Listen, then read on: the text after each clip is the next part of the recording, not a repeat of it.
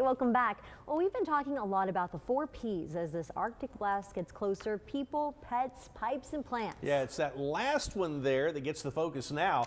Our Bill Churchwell gives us a step-by-step process on how to properly protect those plants.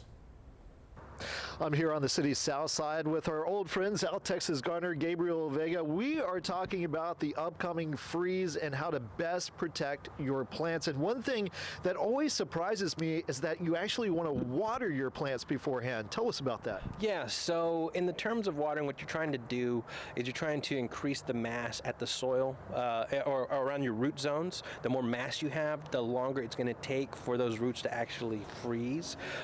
So if we're only talking about 7 hours of it actually being in a freeze or 32-degree or below area, that's one of the really good things that you can do. It also kind of stimulates all the microenzymes inside of the soil, which also help to generate heat. If you think about compost, whenever you are composting a pile, you have to water it, and then you turn it, and then you'll see this heat kind of come off of that. So that's really what it's about, which is another great tip. If you have compost or compost tea, you're going to want to use that to insulate those soils. Put in some fresh batches. If you have container plants that need to be backfilled, backfill them, move them.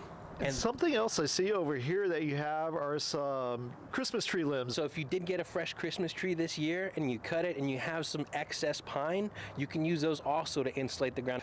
But the main thing you're really trying to capture whenever you use any covering, whether that be plastic, which is not so good if it's touching the leaf, typically you want to use a burlap or cotton, you really want to try to TP the plant to try to gather that energy that's coming out of the soil or the root base, and gather that to kind of insulate your planters. Pretty good tips there. Gabriel, always a pleasure. Thank you so much for that. Reporting from the city's south side, I'm Bill Churchwell. Now back to you.